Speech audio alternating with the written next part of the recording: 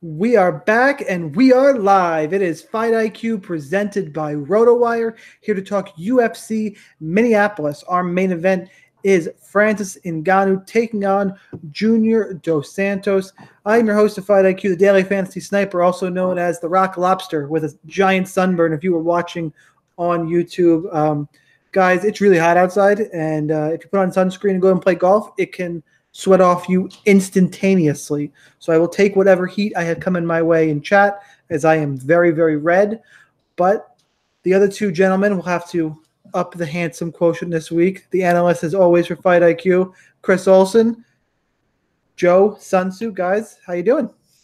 Well, I just want to say that Sean will be debuting his stage career in Paramus, New Jersey, in Raisin in the Sun. At Dinner Theater, so I'm kind of looking forward to that. That'll be great. There are certain people that are genetically unable to actually get tan without getting red, and I'm certain that Sean is in that category. So yeah, I hope it doesn't peel too badly. So good luck with that. And last week was a dumpster fire, so this week has got to be better for me because I need some cash to lay into 239. First contest posted. I called it. 100K. First place. 23.90 buy-in. Love it. Top heavy. Love it. 33% top payout. Love it.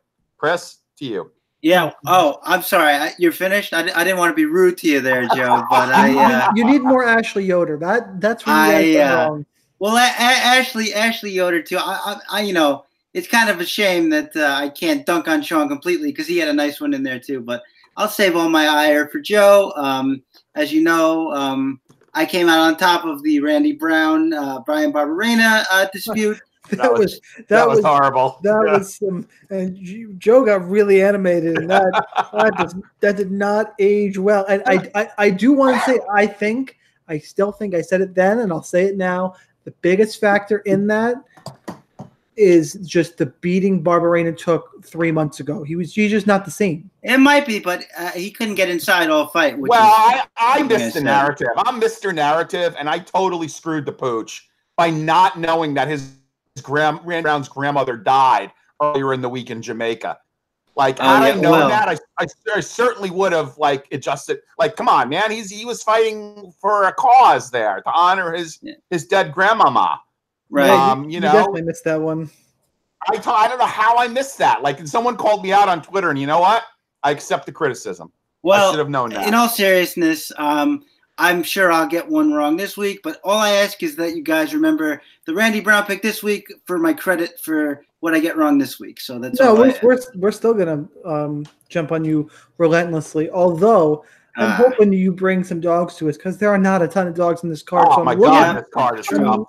I'm looking for some of your contrarian takes because I might follow along just a little bit. Right now, I'm pretty spread out, but we can talk about that as we move on. I'm going to break down this card top to bottom, or really from bottom to top, everything DraftKings. Before we get started, go to rotowire.com/free, 10-day free trial to all their premium content. No credit card required. Subscribe to the podcast on iTunes. You listen to the replay of this episode, which we record live on Friday nights on YouTube at 8 o'clock. So make sure you subscribe on YouTube. Subscribe on iTunes to RotoWire MMA. Guys in chat who are here watching us live, welcome as always. I see some familiar faces, a couple new ones. Big ups to all you guys. Definitely appreciate it. Kind of. What would happen if Chris went outside? Yeah, they took my sunburn and they turned it on Chris, which is oh my God, which is just it's a welcome surprise. So thank you guys. I feel loved. So obviously, if you're listening to this after the fact, Fridays 8 o'clock. Join us in here. Always a ton of fun. Let's break down some fights. I don't know if Chris is allowed out. Well, no, he feels love and I feel normal, so let's get it going. Speaking of not normal, Maurice Greene 8,200 taking on Junior Albini 8,000. Maurice Greene is actually this fight is now a pick'em -105 a pop here. I say not normal because Junior Albini wears a diaper to the cage and Maurice Greene drinks and smokes in training, as we saw in the Ultimate Fighter. So really high level fight here. Chris, who you got? Yeah, this is kind of an easy one for me. I'm not a fan of Maurice Greene at all.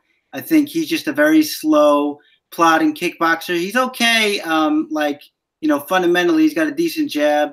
He uses his length decently well. Not great. Junior Albini, I mean, it's easy to be down on him because we've seen him, I think, take 3 losses in a row now after that debut knockout against I want to say Tim Anderson, but that's not. Is it Tim Anderson? Johnson. Tim Johnson. Tim Anderson. Big Dick Tim Anderson. Johnson. That's it. Tim Anderson is a shortstop on the White Sox. But I still think in that knockout we saw enough from Junior Albini. We know that he has fast hands, and we know he can throw in combination. And I really think that's going to be enough here. I think Maurice Greene is going to be just way too slow. After Albini's fight against Rosenstreich, I think it's going to be like, taking off the batting donut. He's gonna say, "Wow, I can't believe this guy's this slow." After dealing with the speed of Rosenstreich rather. So yeah, I really like Albini here. I think he can put his hands together well, and I think he can get a knockout here. So I'm all over Albini. I'm not all over. I lean towards Albini. I do think I'll have shares of both sides of this fight for GPPs, but I lean Albini as the pick because Maurice Greene is slow. So I agree with Chris here, which I don't know how often I say that this episode. It kind of depends how many dogs he picks. Joe? We're starting off on the right foot. Yeah, look, I'm going to take the other side here, but not by a wide margin. Yeah, exactly. It's narrow. Yeah, I mean, look, he's got a height advantage. He's got a reach advantage. He's long. Junior Albini's got bad fight IQ. I could see Albini on the ground getting caught in something. I mean, I don't think his wrestling is any better than Batista's, who was a national team wrestler for Cuba, and he was triangle choked by Greene. Again, I don't love him. I did hear that he changed his camp, I believe, to Elevation, but I can't confirm that. If that's true, that's like a major camp change for him. So I'm going to lean to Maurice Greene. The one thing I will say is that this is a pure GPP fight. I don't see how anybody could be confident playing either side of this fight in cash. There's no real line value, maybe a couple of $100 one way on a pick. But I would say GPP, heavyweights, lower level, you should probably have exposure in GPPs. Moving on.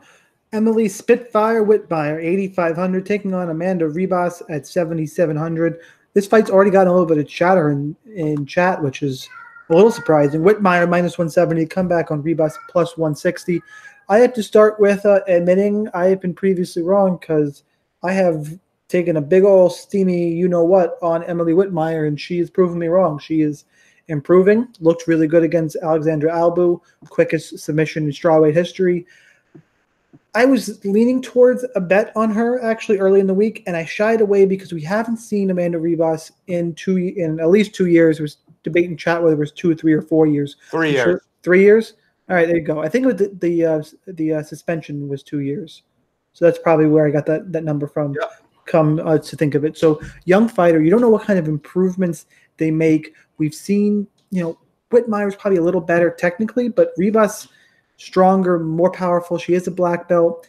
In terms of dogs, I think she's live here. My pick is still Whitmire because I think she's cleaner. And from what I've seen, Ribas is too wild. But with that time off, I think Ribas is one of the more is pretty live, even though I don't think she'll score amazing in a win. So I'll mix in some Amanda Ribas here, but I'm still going to pick Whitmire because I think she's the more well-rounded fighter. But we should listen to me on this one. We should go to the Women's MMA Whisper. Joe, what do you got? So I like Whitmire, although I think she is better as a bet than a DraftKings play. Much better competition than Ribas. Ribas coming off of a 3-year layoff. She was actually signed by the UFC and then popped for something that was in a supplement. And it was the suspension was slightly shortened, but she still served 2+ years. It was supposed to be 24 months. I'm sorry, she served less than 2 years. Let's get the math straight. So she's back now. I just, the fights I saw when I watched film were not that impressive. And she does have, she's aggressive, but she does have a loss to Polyana Viana, who is coming off of, she was KO'd in the first round by Polyana Viana, who was, on a 2-fight losing streak. herself. So I don't think that was a great loss. And, if you actually look at time in the ring, right, she's got just barely 3.5 minutes of ring time since 2015. So I don't know what to do here. I agree with Sean. I would take a few shots at Ribas in GPPs. I'm sorry, as a lower priced play in GPPs. I am not playing any cash this week, so I'll put that on the table right away. Me either, by the way. Yeah, it's very difficult cash week. So I like Whitmire, but I honestly do think that she would be a better bet than a DraftKings play because I don't know if she's going to get the finish. Although Magic Mike came out with a pretty interesting stat. At the time she was +2. This fight was +200 to finish inside the distance. That line is tightened. I was going to actually play it at +200. But I think that's the only way that you're going to get a worthwhile DK score here is if the fight finishes inside the distance. And I think that's in doubt. So, put a bet on Emily Whitmire. I think she's going to win the fight, but I don't know that I would have a whole lot of exposure to this for DraftKings. Chris? Okay, so I guess what I should do here is lay out my case for Ribas. I think because I actually like her quite a bit. I think wow. It's just prefacing anything you say. It's hard to trust. It's hard to trust someone we haven't seen in 3 years. And how do you really know what you're going to get out of them? That's my issue. Well, sure, but that's part of the appeal, because I think a lot of people are going to be thinking that way, and so it's going to draw a lot of the attention off of her. And so I think that makes her an even sort of a better scarcity play than you might otherwise get. I think couple of reasons here. The first thing I want to address is when you say she looked better in that Albu fight, that is Whitmire. I don't really know about that. I mean, Albu came out, blitzed her.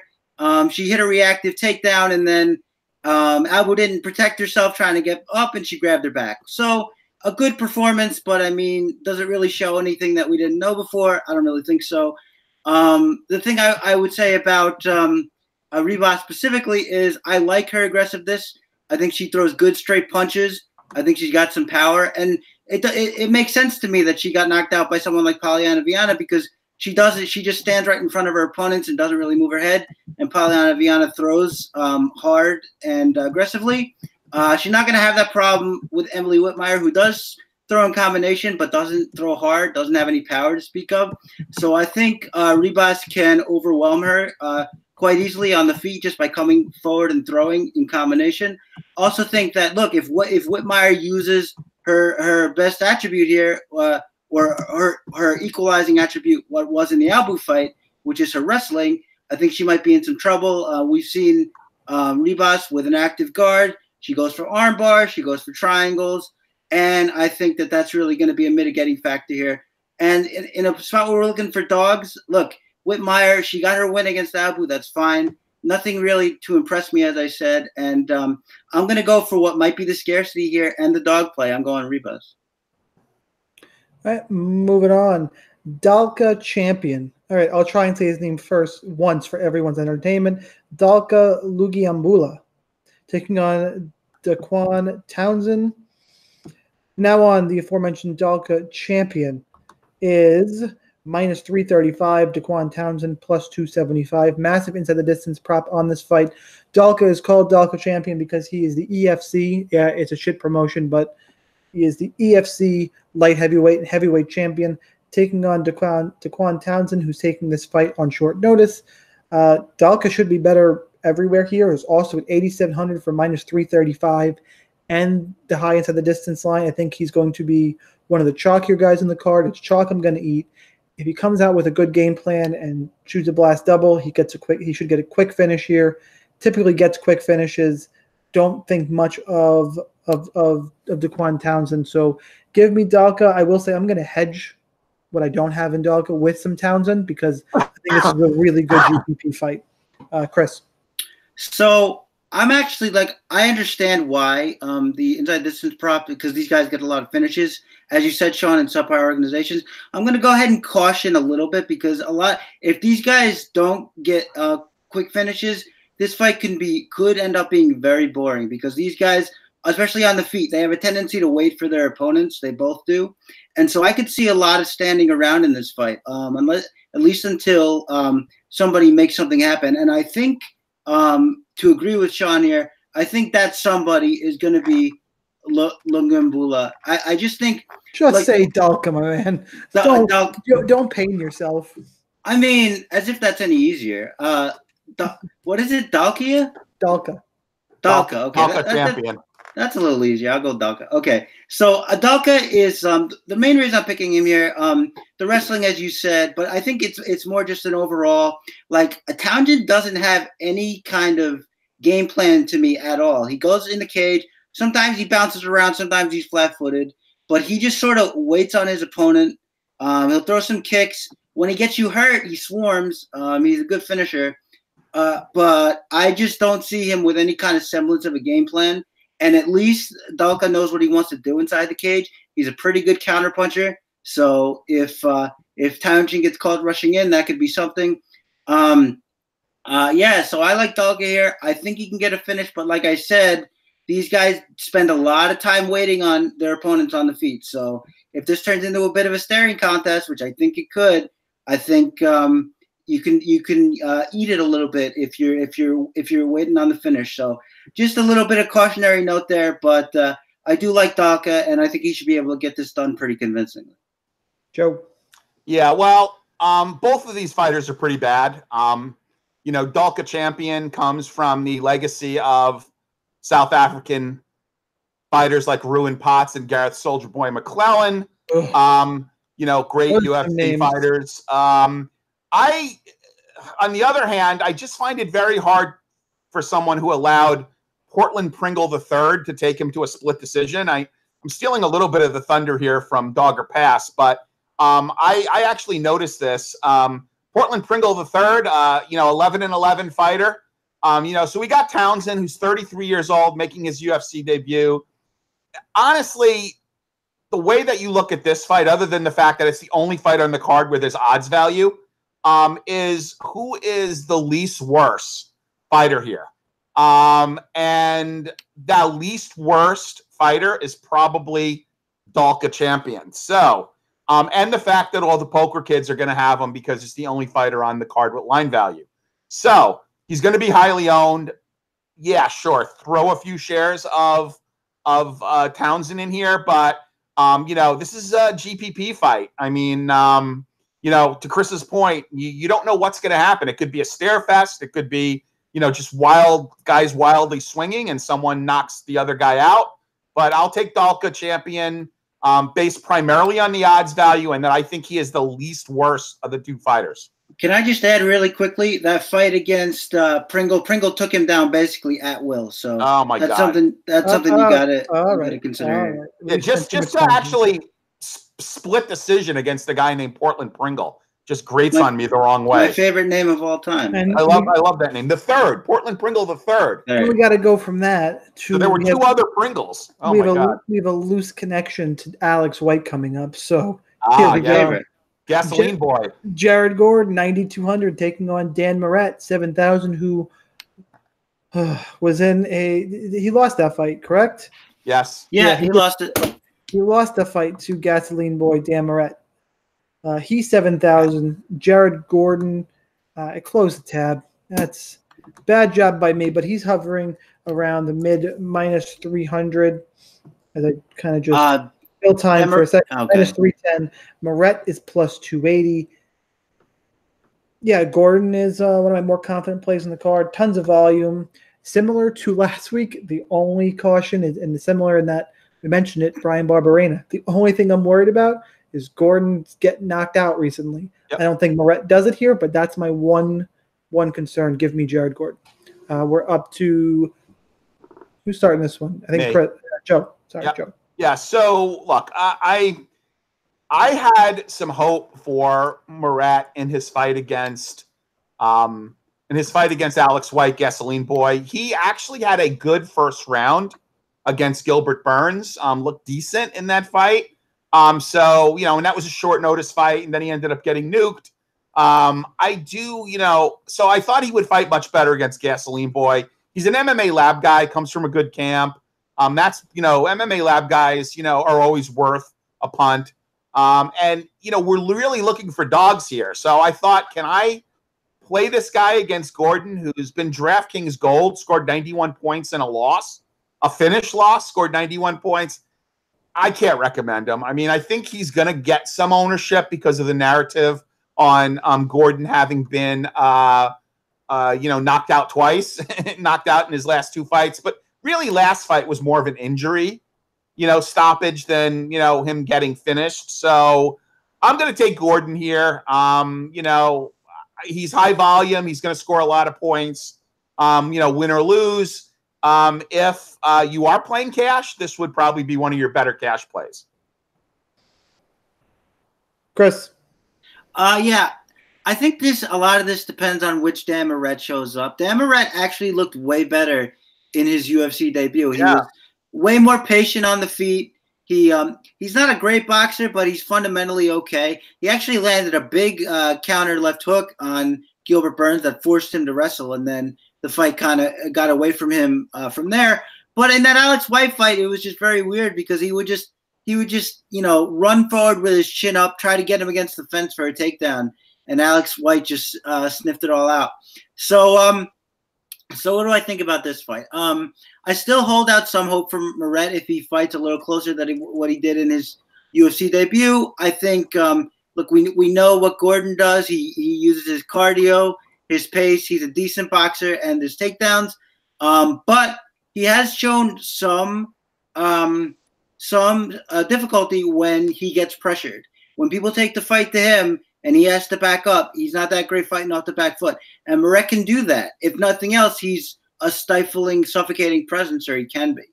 I guess I'll still go with Gordon here just because I'm not sure how Moret deals with offensive takedowns, and I think the pace that Gordon puts on could be a little much. Also, I don't know how to fully trust him after that terrible Alex White performance, but I don't think you should overlook Moret entirely. I think he's got some decent tools. It's just a matter if he uses them. So the pick is Gordon, but I would say not to totally overlook Moret either. Eryk Anders, 9,400, taking on Vinicius Moreira at 6,800. Eryk Anders is the favorite in this one. Where is it? What is good old your boy? Minus 290. Vinicius plus 260. Look, Anders should smoke a guy who blocks punches with his face, but if he gets taken down, Moreira is a world-class, really, really strong Brazilian Jiu-Jitsu black belt. Which happens first? Good GPP fight. Eileen Anders, and I especially like Anders in GPP because everyone's terrified to play him, and that is interesting to me. Chris. Yeah, that's a decent point. As I said a little while back, I like the scarcity, so you could definitely get some scarcity there. The thing that makes me tentative about Anders is he seems like such a non-confident striker. He's just very wary about throwing his hands. We saw that in the Thiago Santos fight, where all he really wanted to do was wrestle, and then we saw that in the latest fight against Khalil Roundtree, where he basically just stood there and let Roundtree control the range for until he got knocked out. Or did he get knocked out in that fight? I know he got knocked down like 5 times. No, he didn't. He actually ended up finishing, but they should have stopped it. Yeah, they definitely should have. But so the thing about Vinicius here, which is a name I love, it sounds like an old Roman soldier kind of thing. But the thing about Vinicius here is, as you said, really, really strong BJJ, stands way upright, sticks his chin out there, throws kicks, and the problem is when he throws kicks, he's just totally unguarded for whatever his opponent wants to throw at him. That's how Menifield ended up landing a lot of those overhand rights. The thing about, he was actually seemed like he was getting the hang of it later in the fights, because Menifield basically, who we'll talk about later on this card actually, he kind of just throws a right hook, and he was doing pretty well, just taking it off his guard late in the fight, Vinicius that is. But he tends to throw like these really slow spinning back kicks, and he got clipped coming off of one of them. So he's just the guy who doesn't really have any idea what he wants to do when he's striking. Again, if he takes him down, yeah. So good GPP fight. It's going to be one or the other, I think. I might take Vinicius here just because I am not. Look, at least Menifield is limited as a striker, but at least he's aggressive and goes for it. And we really haven't seen that from Anders lately, so it's tough for me. Can Anders knock him out? Obviously, the answer is yes. But this is a fight that's tough for me. I'm going to be pretty split here, and I like them both. I think it's going to finish one way or the other. Joe. Yeah, so I'm honestly a little surprised that Anders is actually fighting again. One, this will be his 8th fight. Yes, 8th fight in the last 2 years. He's got to be one of the most active fighters in the UFC. And he's coming off of 3 losses, including a brutal beatdown by Khalil Roundtree 3.0. So I honestly don't understand what's going on here. Like, I thought that after that Roundtree fight that he should maybe take a year off, 6 months at least. And now he is back again after taking that hellacious beating. Now, maybe this is the UFC throwing him a softball and saying, hey, you're popular. We like you. You're coming off of 3 losses. Here's sort of a gimme. Chris's affinity for Romans aside, Moreira is a very good submission grappler, and he will relentlessly try for takedowns. However, I only see him with, say, 4 to 5 minutes of cardio. So I don't see this fight going to decision. I see either Moreira getting a finish or Anders, just beating him senseless and knocking him out in maybe the 2nd or early 3rd round. I'm going to pick Anders because I do think that this might be a setup fight for him. But Moreira does have a path to victory here.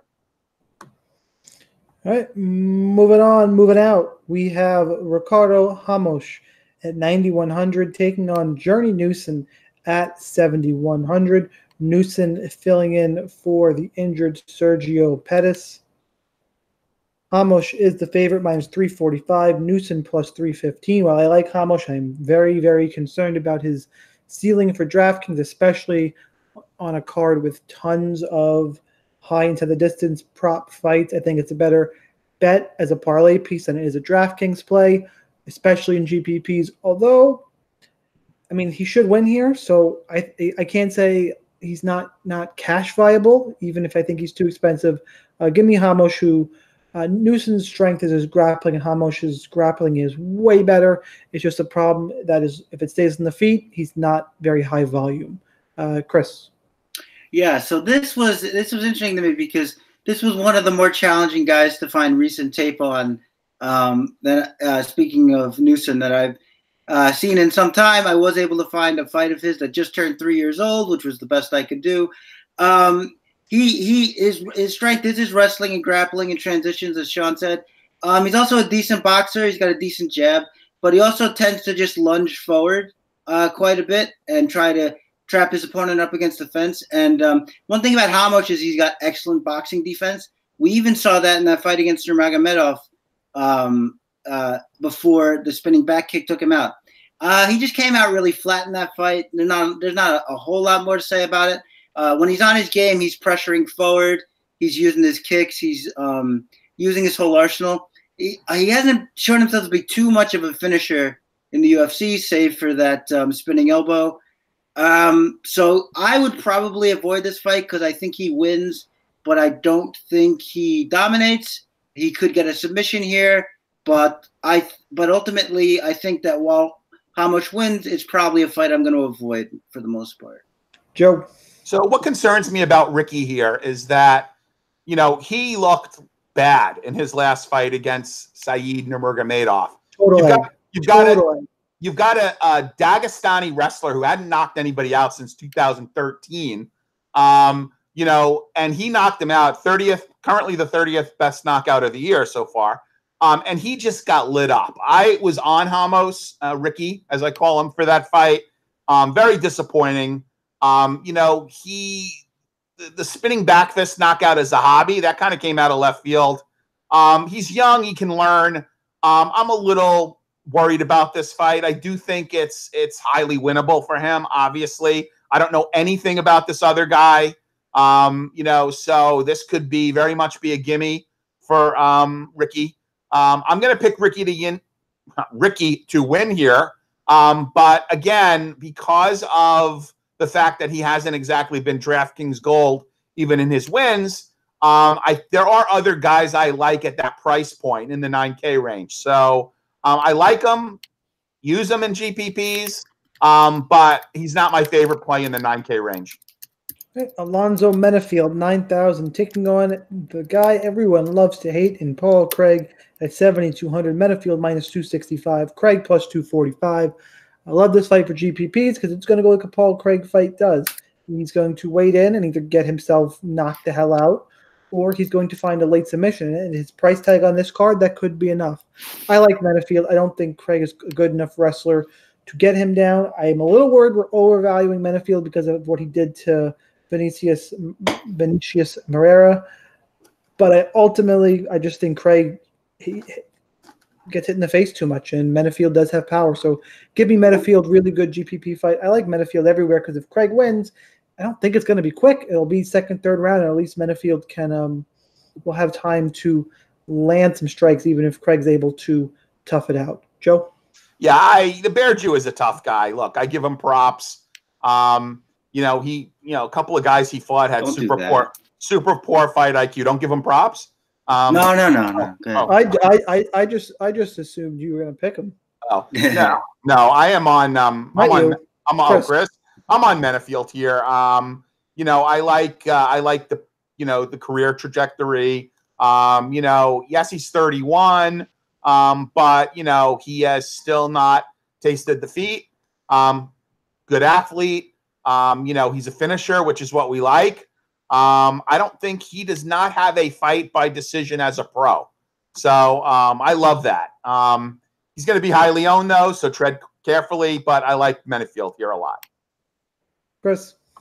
So, no, all kidding aside, I actually echo Joe's sentiments a little bit.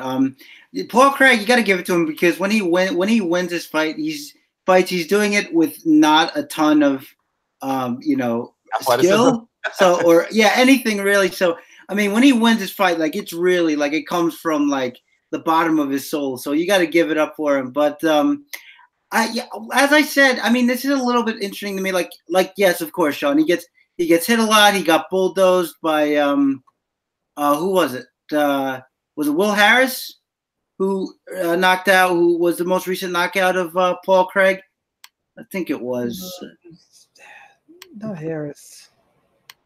Oh, recently knocked him out. I know. I'm thinking of Roundtree, but that's not it. Oh, Jimmy Crute. Yeah. Yeah. Jimmy Crute. Oh no, and it was Roundtree actually. There you go. It was Roundtree. So so that can definitely happen. He can definitely get swarmed here. But as I said, Menifield is sort of not a very complex striker. He just throws his overhand rights and hopes that you fall down. Now that could definitely happen. I want to see what happens because as we know, Paul Craig has been working a lot more takedowns into his game and takedown attempts into his game as of late. When he first came in, he didn't even attempt takedowns. Now he actually goes for them, which makes this fight a lot more interesting to me. I want to see what happens if this fight hits the ground. It's obvious that Menifield can starch him out, and I'll have a fair amount of Menifield for that reason. But again, I wouldn't sleep on Craig here. I expect him to be very low owned because, as Sean said, people tend to not like him, which is fair. But I mean, he has passed the victory, especially working in the wrestling now. And we have to see how Menifield look. He was able to ward off Vinicius's all of his takedown attempts, but Paul Craig has decided to work in a lot more traditional double leg types in his recent fights, and I think it's going to be interesting. So the pick is Menifield, but this is another one of. If Otto was here, he would accuse me of hedging. So I'm glad he's not in the chat. But I think this is another one that is sort of binary. If he goes to the ground, we have a winner, and if it stays on the feet, we have a winner. So I'll have a lot more Menifield, but I will have some Paul Craig as well. I do want to jump in. I think Otto just likes to get on you. I will say, just as something to point out, it's okay to hedge fights, especially in GPP. No, of course. You have to hedge fights. Of course. You have to have 50% of one guy, high inside the distance prop. Give me 25% of the other. By the way, where is Otto? I haven't seen Otto, but that's how you win Otto was PPP. supposed to record. He lost the song bet. I know I know. He was supposed to record "I Touch Myself" by the Divinals and post it up, and he's MIA. I don't want to call him a welcher, but I let him off. No. I let him off the prior week because I felt the odds were too big in my favor. And then he said, "Well, let's go Montana De La Rosa, KGB Lee." And I said, "Any day, any time." I took KGB, and now I'm waiting for a recording of "I Touch Myself" by the Divinals. And he's not even in here. Anyway, Joe, what do you got for this fight?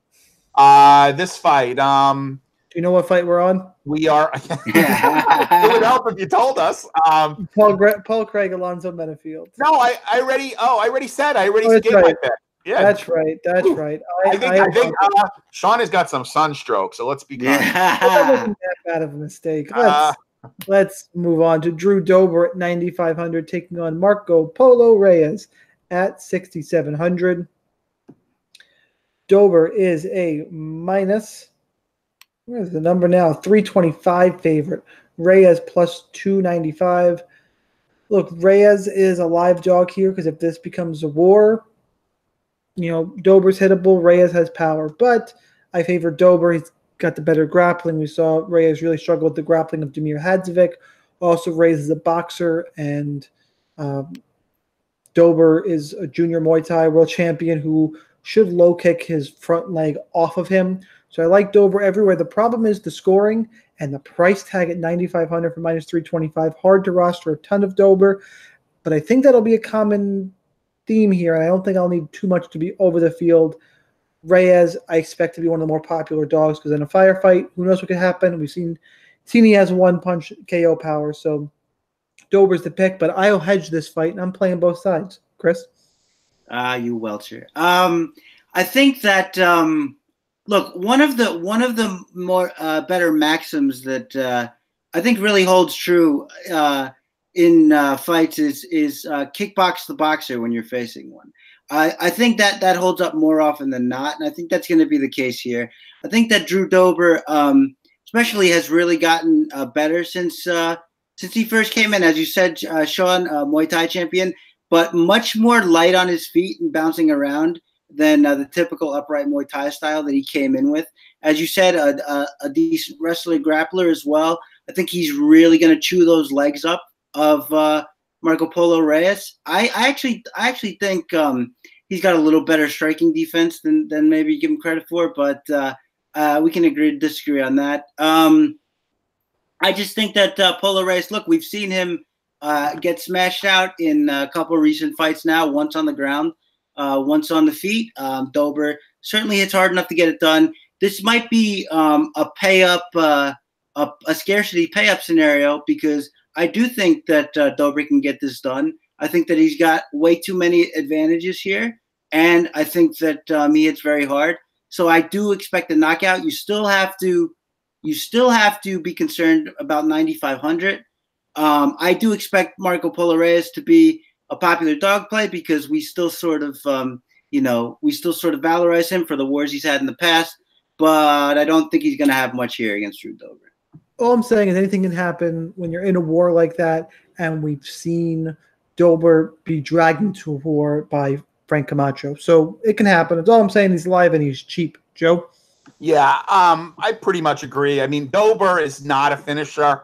I mean, his last knockout was against Joshua, senior citizen who once dated Ariane Celeste Bergman. Prior to that, Jason Gonzalez. He really is not a finisher. On the other hand, Reyes is DraftKings gold when he wins. I mean, if you look at some of the scores he put up in his wins, 119 against Frivola. We'll throw out in the Valley 55, but before that, 139 against Ma and 105 the fight before that. So, this is, Chris is, kind of on a Roman theme here. So this is like, the orgy or the gladiator pit. I mean, this is feast or famine. You're going to have, he's got a puncher's chance. If he loses, he scores no points, which is why I think Reyes is going to be popular. I'm going to pick Dober here, but I don't think he gets the finish. I think if there's going to be a finish in the fight, it will occur by Reyes. Dober has also not exhibited great fight IQ, following Benny to the ground after he was lighting him up on the feet. Didn't seem like a really wise move. So I'd love to see Reyes win because I love to watch him fight. Did not look good in his last fight against Hasnovic, who actually had a perfect game plan. I don't think Dober will try to take him to the ground, though. He hasn't shown that propensity. So given a standing fight, Reyes will be bigger, have a slight, advantage in height and reach. I'll give him a shot. 9,500, not going to have as much Dober as other guys in the upper tier, but I will pick him to win. All right, Roosevelt Roberts, 8,900, taking on Vinc from Hell. Pichel at 7,300. Roberts, the favorite in this one, the undefeated prospect, minus 290. Pichel, the grizzle vet, plus 260. Interesting in that Roberts, good fighter. It's just interesting in that Pichel has a couple paths here, although I think Roberts wins the fight. Pichel, we've seen him get takedown after takedown. He has the wrestling. Okay. The problem is Roosevelt Roberts snatches up next really quick as a nasty guillotine, some anacondas, like tough choke game. Pichel has one-punch power. We've seen him knock people out previously. Roosevelt Roberts, though, I think his range and his speed will be too much here. I think Roberts wins the fight, but Pichel has some paths to a big score, and I like him for GPP. So one of the dogs I'm going to punt with, even if I think Roberts wins the fight. Joe. So this is going to be probably my only upset pick here. I'm going to pick Pichel, and I'll tell you why. It's not a super confident pick, but one, Pichel does not get finished. In his entire career, he's never been subbed. He's lost by knockout to Rustam Kavalog. He lost a decision in an exhibition bout to Ali Akinta, and he lost to top 5. I'm sorry, he did get choked out by Gregor Gillespie. Check that. Gregor Gillespie is the only guy who actually choked out or submitted, Pichel, and he had to take him down a lot to get to that place. So Giuseppe is just on another level. If this fight stays standing, I like his chances to at least be competitive. I think he's probably a better striker than Roberts. Roberts is a good prospect. He's one of the few guys coming off the Dana White Contender Series that's won their first 2 fights. However, in a slate that is really not very dog-friendly here, I've got to draw a line in the sand somewhere, and it's not super confident. But I am going to take Vinc from Hell, Pichel. Chris. I don't know if I'm going to take him outright, but what I will say is that I've never really been that big of a fan of Roberts. The only tape I really saw of him coming in was that he just loves to get his hands on you. He wants to drag you down. I don't think he's that comfortable in open space. Now he showed much better striking in his last fight, but that dude just sort of stood in front of him after the first round, and it was kind of easy to have his punches connect with his face. But still, through in combination, it was impressive. But I think he's actually going to see somebody who's going to move around a little bit in the cage in Vinc Pichel, who might be a little different experience for him. And to Joe's point, in that Gillespie fight, yeah, Gillespie took him down a bunch of times, but he had to keep taking him down a bunch of times. Pichel got up quite a bit, stuffed a couple takedowns as well. My only real problem is in that fight that he tended to want to strike before defending takedowns, and I think that got him into a little more trouble than it necessarily needed to. I'm gonna take Pichel to be a little too much of a veteran test here, I think, but also, I mean, Roberts could very well just take him down, drag him down, and use that length and use the grappling. But it's a nice, tough test here, and I'll be curious to see it. I'm going to flip a coin here, and I'm going to pick Roberts, but I think Pichel is certainly live. Here comes the one dog on the card I'm picking straight up, and I think it's going to surprise some people. Demian Maia, 8,600, taking on Anthony Rocco Martin at 70. Oh my God! At 76. All the Rocco Martin narrative that you're going to pick up on. Maia minus 170, Martin plus 160. I have to say, I thought I was going to be really unique when I had this pick, and then I listened to the Newson MMA podcast, and they pretty much stole all my thunder. and Newsom's much more eloquent about it and much more respected around the betting community. I went, oh well, okay. At least I'm not crazy for what I was seeing. I will say for DraftKings, I'm going to hedge this fight. I'll have Demian Maia. Because if Maia wins, he gets his fight to the ground, gets a quick submission. I think he's going to have to do that in round 1, and it's totally viable. I think Martin has good enough movement and enough takedown defense. I know that Maia only loses to the top tier wrestlers. Your Covingtons, your Usmans, your Woodleys. I think the takedown defense is going to be different here from Martin. I think it's going to be striking based, movement based. If Maia is able to just bum rush him and just power him to the ground, then I'm wrong, and this pick is going to be an issue. But Maia, Father Time is undefeated, slowing down. I like the movement from Martin. I think he's a good enough defensive grappler to stay upright and win this fight. Now, if the fight hits the ground, I'm wrong, 100%. But in terms of dogs with a chance to win, I think it's for me, Martin 1, Pichel 2, Reyes 3. So give me Rocco Martin here to pull off the upset with an assist from Father Time. Since I heard the Peanut Gallery chime in, which of all people to be making noises about an out there pick. Really, Chris? Really? Well, I mean, the one bone I'll throw you here is that that was the one thought I had that you mentioned was that, look, we've seen a guy with good enough jiu-jitsu in Jorge Masvidal stave off the sub. So maybe Tony Martin's jiu-jitsu is good enough. Seems to be pretty good. But if I'm not mistaken, he had Moreira on his back in that fight and had to work out of it. Did he not? So yeah, 3 times. So I don't think. I mean, Damian Maia, as we just saw in that Lyman Good fight, if he gets on your back, he's as good as ever, Father Time or not. So look, I like Anthony Martin. I've picked him more than once on this show and just in general in the community when they weren't really feeling him. But I just don't think he's going to have enough here. I just don't think that he knocks out Maia is just going to be relentless. Even when his takedowns are stopped, what do we see? Like he's 0 for 15 and 0 for 25. Like he's just not going to stop until he either gets you or you tire him out so much that he can't work anymore. And I don't think Martin has that in him. I think Maia gets there first. And I think this fight ends in, if not a sub, probably a few takedowns and some back control. But I think more than likely, this is a first round sub. Joe. Yeah. So here's the narrative on Martin. Apparently he's undefeated in the state of Minnesota, 6-0 throughout his professional career. He was interviewed recently, meaning today, and he admitted to apparently emptying out his bank account to bet on himself, which is interesting. So actually, I don't feel good about that at all. Yeah, so apparently that happened. The way I look at this fight is simple, right? You mentioned the murderer's row that Maia has lost to.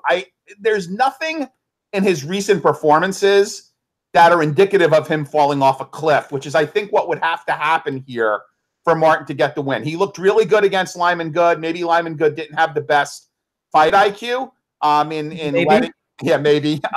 But look, Marias took down Martin 3 times. I think Maia's offensive wrestling is better.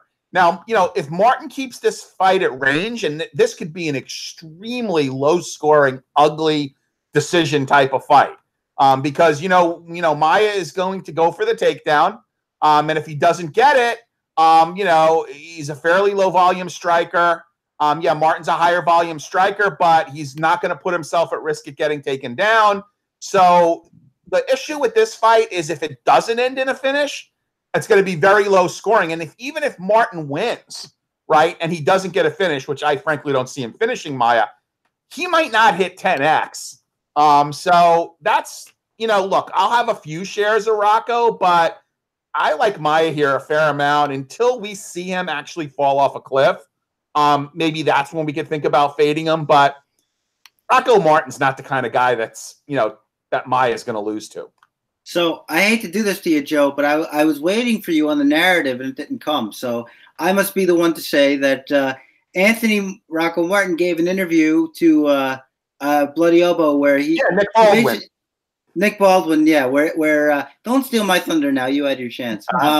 Where he basically said that his life is falling down around him, his personal life. So and now he's making this reckless decision, which I didn't even know about the betting. Now he's making this, I am really not feeling good about this now. This reckless betting decision. I mean, I generally don't try to crawl into the mind of fighters because I think it's a fool's errand a lot of times. But when he's offering all this up to you, I don't know. It kind of makes me a little nervous. So that's just a little nugget for you guys to chew on there. Yeah, I mean, if someone can tell me whether he's still together with Kylie Harrison, you know, she's always, you can hear her chanting Rocco, Rocco. You know, she's the PFL fighter who, you know, is the, you know, gold medal judoka.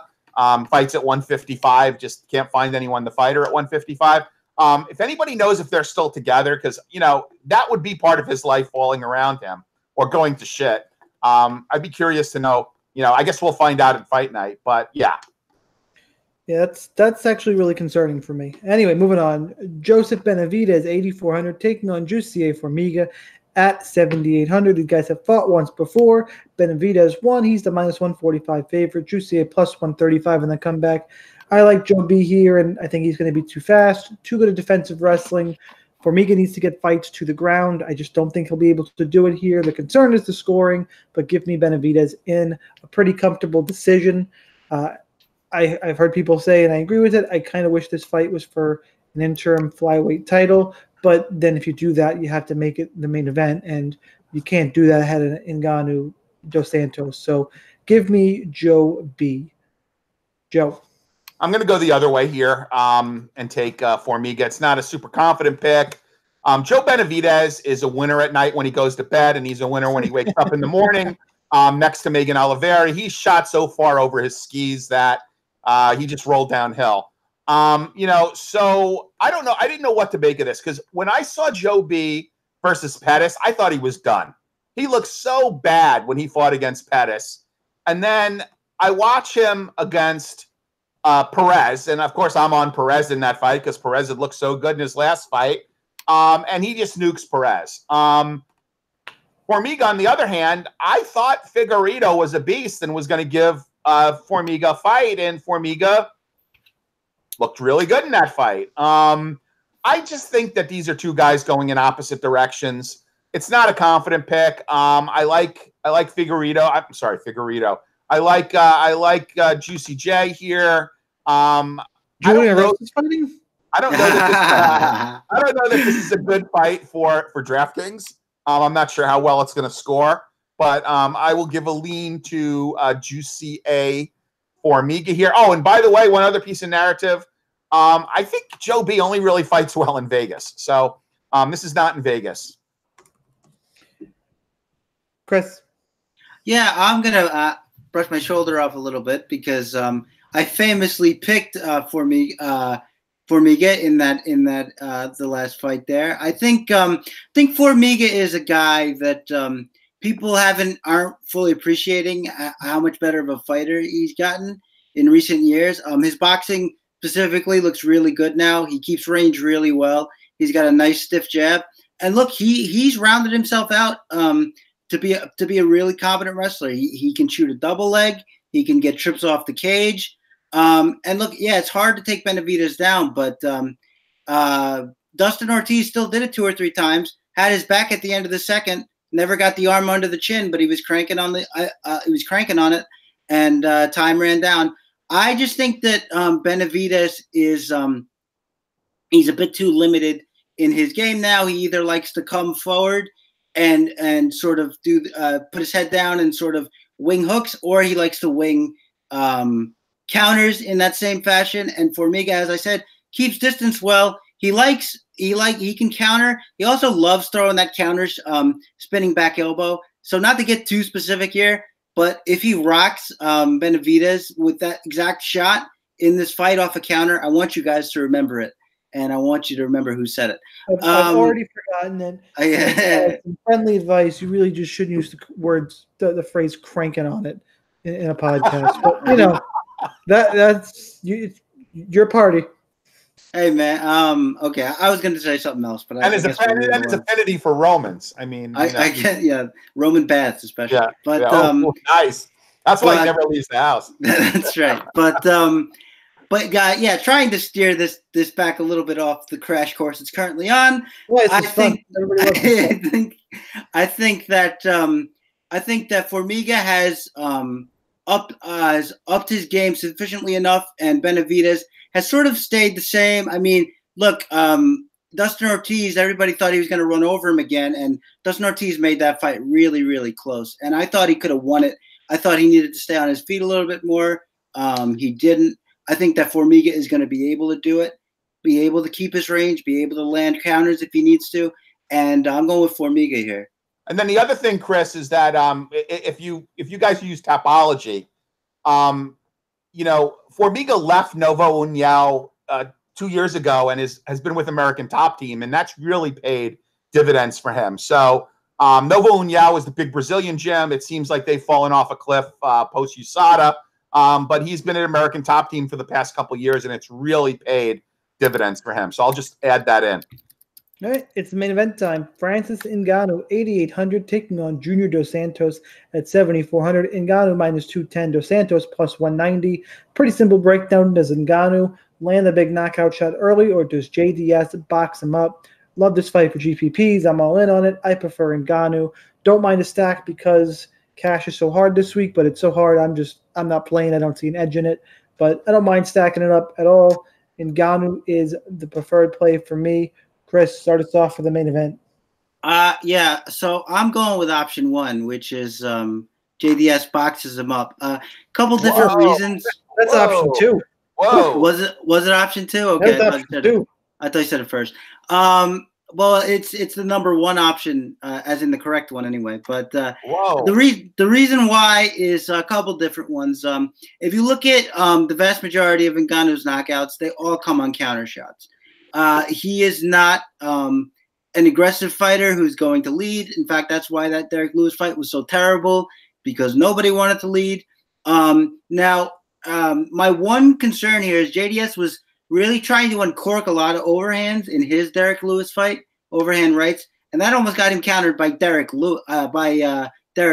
So if Derek Lewis can do it, Ngannou can. I'm not discounting the possibility, but what I'll say is, look, JDS really struggles when you can push him behind the two black lines, up against the fence, and go to work.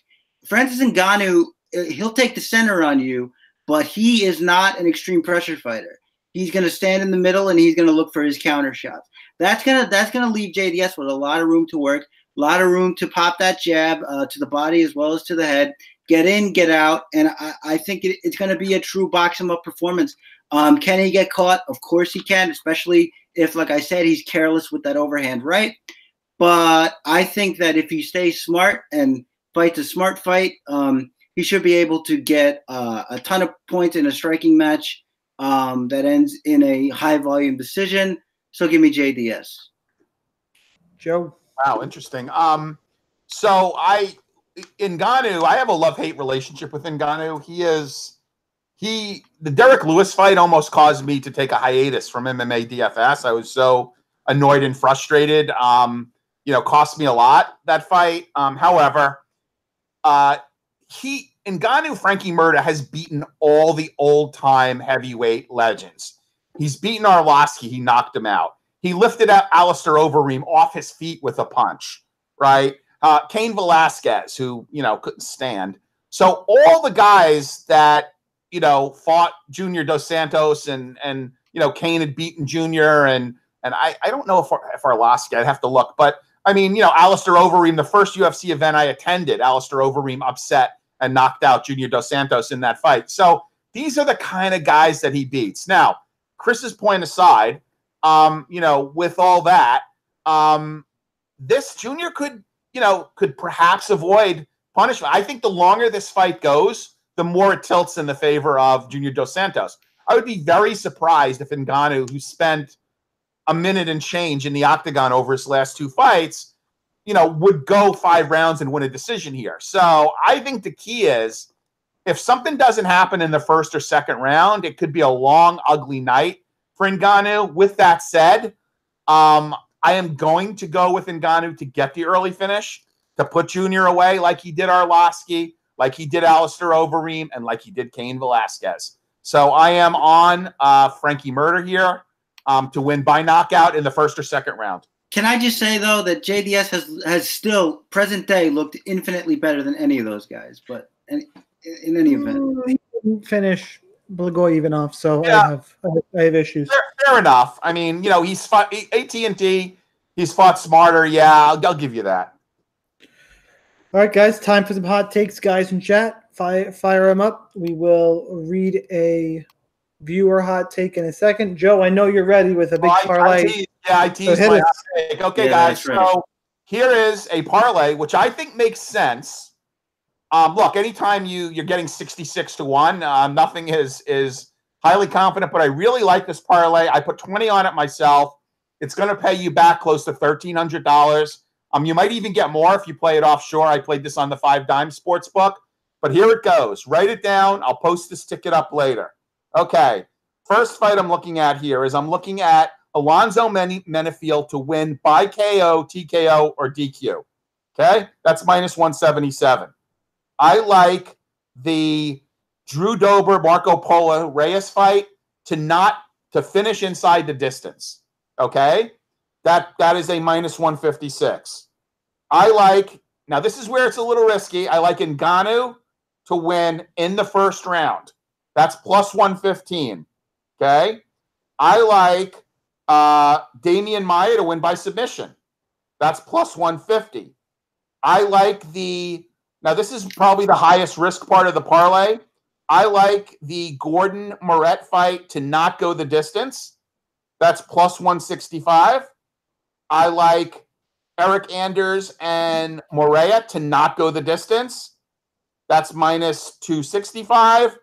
And the last leg of that parlay is the Dalcha champion fight to not go the distance. That's minus 360. That will pay you 66 to 1. I'm sorry, 63.39 to 1. Wow. So there's your set it up, guys. Set that up. Who's got the minerals to tell me? Come on. All right. Well, let's drag this back over to someone who hit their hot take last week and just back to DraftKings in general. I'm going to say that the winning GPP lineup this week has 1 loss in it. Oh, wow. So don't be. Yeah, I think you're gonna want to have some builds that you're looking for floor fighters down low. I think it's a viable strategy this week. I really like a bunch of the favorites. The one I'm picking, the only dog I'm picking, I have major concerns about. I'm looking for ceilings up top, some floors at the bottom. I think 5-1 is going to take somebody down a GPP. We don't see it a lot, so I'm calling for it. That's the hot take. Let's see if I got one here.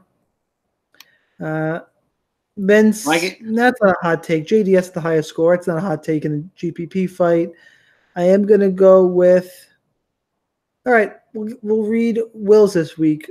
My boy Will says Joe – this is a pretty hot take. Holy shit. Joe B submits Jussier Formiga. Wow. Woo, that's pretty hot. I like that, Will. Chris, take us home. Yeah, well, I got some players, but I didn't want to do just players, so we'll do this. I'm going to say Vinicius by sub, Paul Craig by sub, and also I'm going to say that that Townsend fight goes to decision. Okay, I got it. I that would be not great for me, but I like it. All right, that's what we got for UFC Minneapolis. Make sure you join us next week. Tell your friends, tell your neighbors, tell your moms. UFC 239, John Jones and Thiago Santos. But more than that, come watch Fight IQ. Subscribe to the podcast on YouTube and iTunes. Go to rotowire.com/free 10-day free trial to all their premium content. No credit card required. Follow all of us on Twitter. I'm at the DF Sniper. Chris is at Real Chris Olsen. Joe is at Sun Tzu. Thanks again to everyone in chat. Good luck in your contest. We'll see you next week for 239. Later, guys. Later.